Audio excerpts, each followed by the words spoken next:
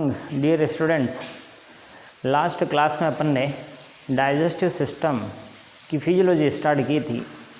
Digestion की जो शुरुआत होती है वो आपके माउथ से शुरू होती है। बक्कल कैविटी में 3 जोड़ी लार ग्रंथियों की ओपनिंग होती है। ये लार ग्रंथियों की जो ओपनिंग है इसके थ्रू सलाइवा या लार का स्रवण किया जाता है। इस लार के अंदर एक एंजाइम प्रेजेंट होता है, दैट इज़ सैलिवरी एमाइलेज। ये सैलिवरी एमाइलेज आपकी फूड के अंदर कार्बोहाइड्रेट या स्टार्च जो प्रेजेंट होता है उसको डाइजेस्ट करके उनको मोनोमर में कन्वर्ट करता है।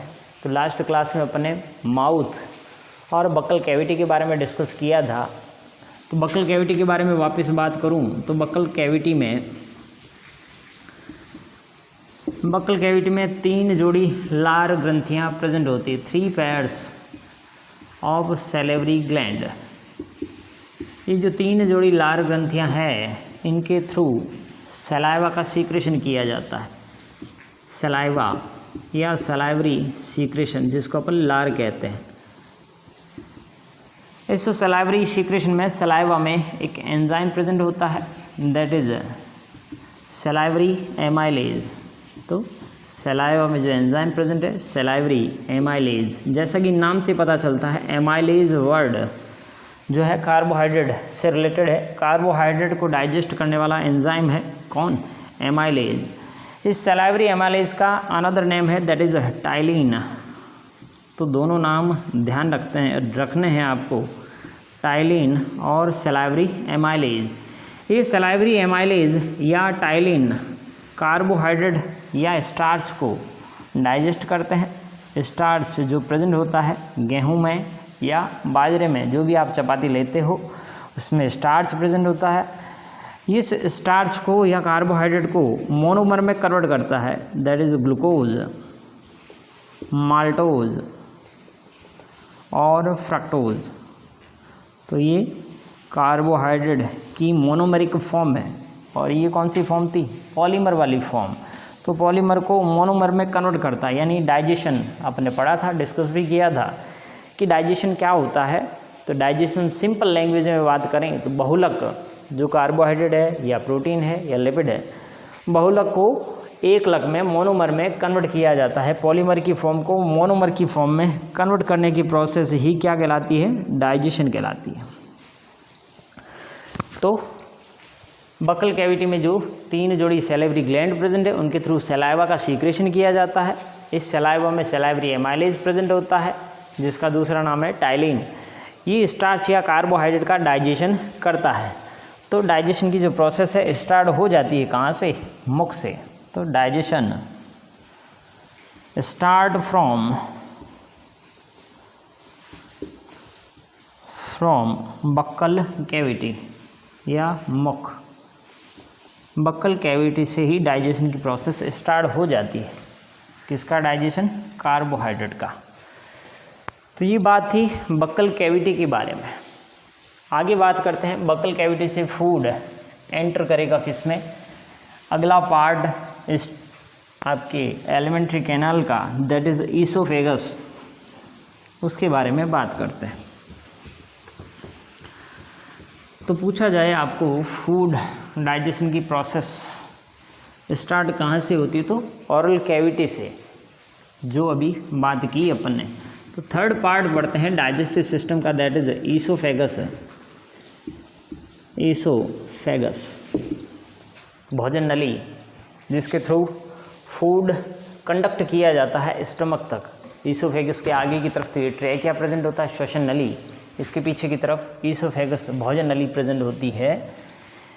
ईसोफेगस में बात करें ईसोफेगस के बारे में, तो ईसोफेगस में किसी भी तरह का डाइजेशन नहीं होता है।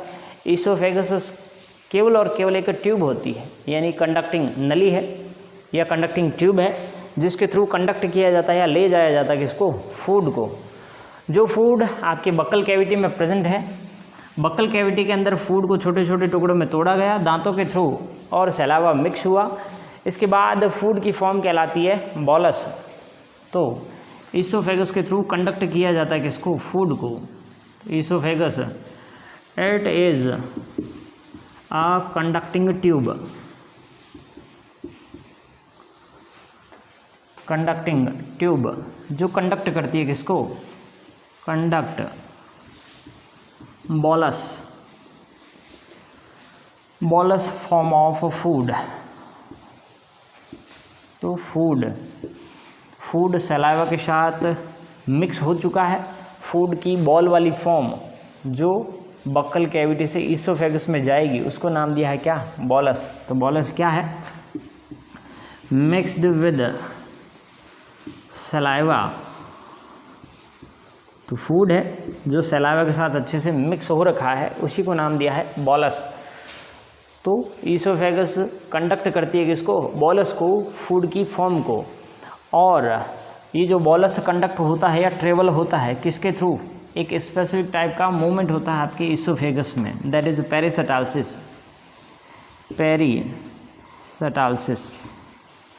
तो पेरिस्टाल्सिस है क्या, स्पेसिफिक टाइप ऑफ मूवमेंट।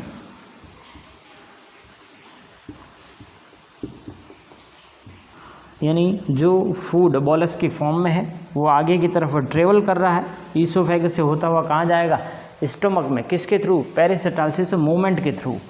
तो जो गति हो रही है ईसोफेगस भोजन नली की जो भीतरी दीवार है उसमें सर्कुलर और लॉन्गिट्यूडनल मसल्स पाई जाती है, उस सर्कुलर और लॉन्गिट्यूडनल मसल्स के थ्रू एक मूवमेंट होता है, उसको नाम दिया है पेरिस्टाल्सिस मूवमेंट।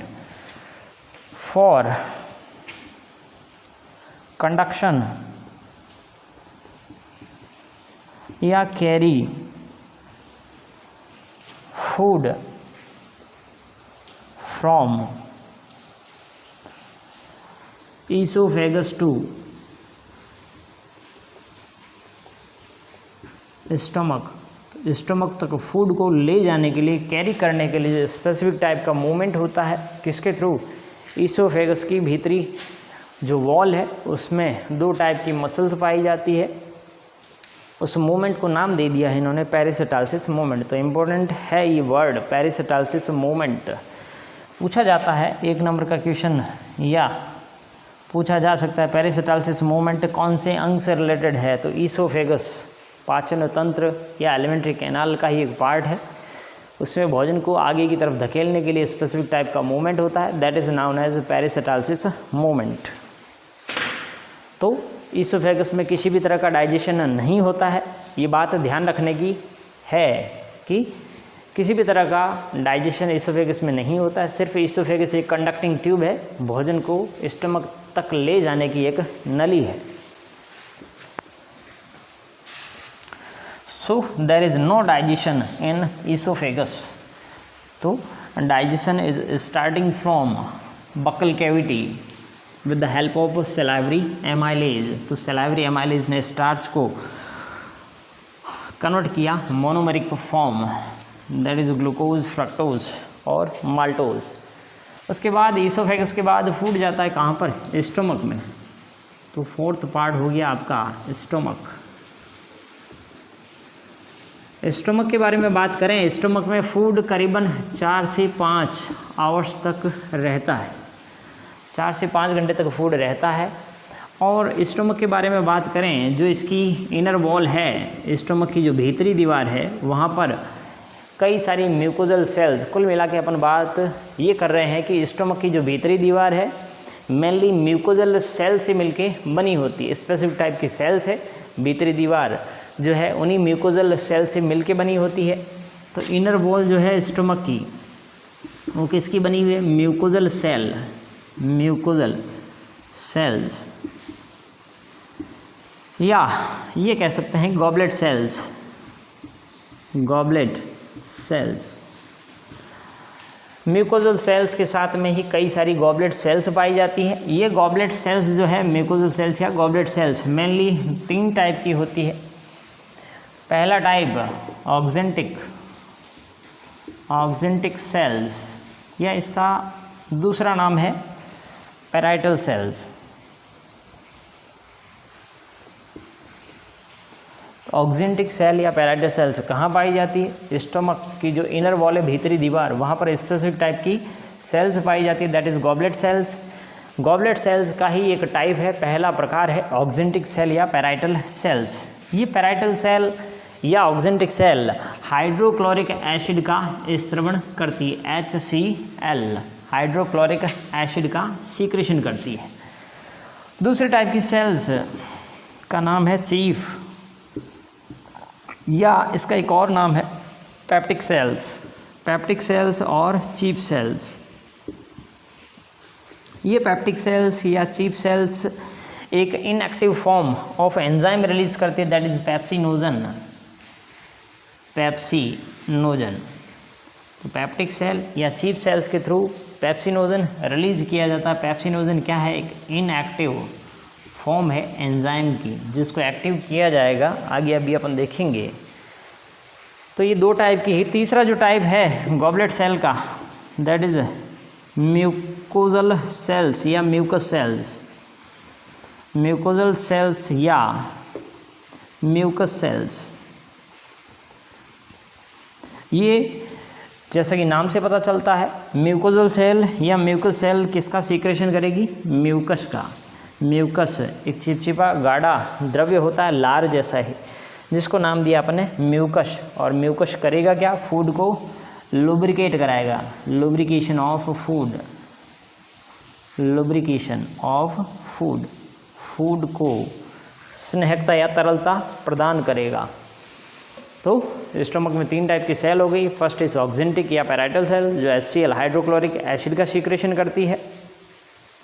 सेकंड चीफ या पैराइटल, चीफ या पेप्टिक सेल जो पेप्सिनोजन इनएक्टिव फॉर्म होती है एंजाइम की, वो रिलीज करती है। थर्ड इज म्यूकोजल या म्यूकस सेल जो म्यूकस का स्त्रवण करती है, और म्यूकस फूड को लुब्रिकेशन प्रोवाइड करता है। तो इनका काम देखते हैं, HCl क्या करता है, पेप्सिनोजन क्या करता है, और म्यूकस क्या करता है। म्यूकस के बारे में तो बात कर ही ली अपन ने कि म्यूकस मेनली फूड को लुब्रिकेशन प्रोवाइड करता है। तो HCl के बारे में बात करते हैं। HCl हाइड्रोक्लोरिक एसिड जो ऑक्जेंटिक सेल, जिसका दूसरा नाम था पैराइटल सेल। HCl करेगा क्या? HCl जो पेप्सिनोजन वाली फॉर्म है उसको एक्टिव फॉर्म में लाएगा, पेप्सिनोजन।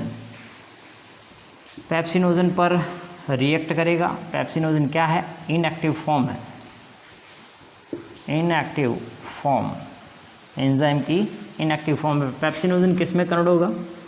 पेप्सिन में। और ये पेप्सिन अब प्रोटीन को डाइजेस्ट करेगा, जो भी आपके फूड में प्रोटीन प्रेजेंट है उसको कन्वर्ट करेगा एमिनो एसिड, पेप्टाइड और पेप्टोन्स।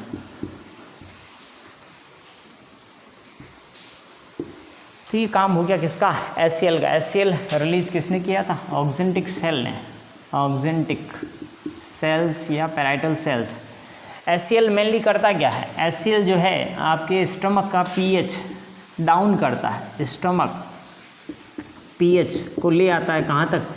1 से 2 तक, यानी एसिडिक एनवायरनमेंट क्रिएट करता है, एसिडिक एनवायरनमेंट फॉर फूड, ताकि जो आपके फूड में बैक्टीरिया प्रेजेंट है वो बैक्टीरिया इस 1 से 2 pH पर क्या हो जाते हैं? किल हो जाते हैं। Bacteria killed at lower pH, lower pH पर बैक्टीरिया की डेथ हो जाती है। ये तो बात थी, अपन ने बात की अपने ऑक्जेंटिक सेल, और उसके बाद सेकंड टाइप की सेल्स चीफ सेल्स। उसके बाद म्यूकस सेल के बारे में बात करें तो म्यूकस सेल म्यूकस रिलीज करती है जो फूड को लुब्रिकेशन देता है। म्यूकस सेल से रिलेटेड एक बैक्टीरिया है हेलियोबैक्टर पाइलोरी, उसका ध्यान रखना है, हेलियोबैक्टर pylori.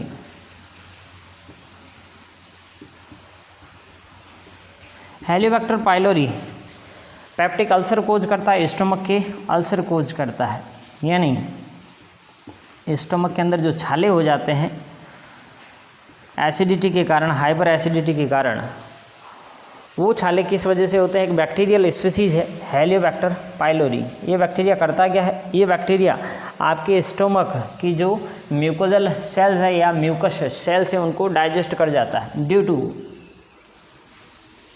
Digestion of mucosal cells in stomach. तो स्टमक के अंदर जो डाइजेशन से रिलेटेड म्यूकोजल सेल है उनको पचा जाता है, उनको खा जाता है। कब? जब म्यूकस लाइनिंग एक्सपोज हो जाए। जो लुब्रिकेशन के लिए म्यूकस स्रावित किया था वो अगर वहाँ से हट जाए तो उस कंडीशन में हेलियोबैक्टर पाइलोरी जो है लो पीएच पर भी एक्टिव फॉर्म में रहता है। तो survive at low pH, survive at low pH पर भी ये बैक्टीरिया सर्वाइव कर सकता है। ये कंडीशन कब आएगी? स्टमक में अल्सर कब होगा?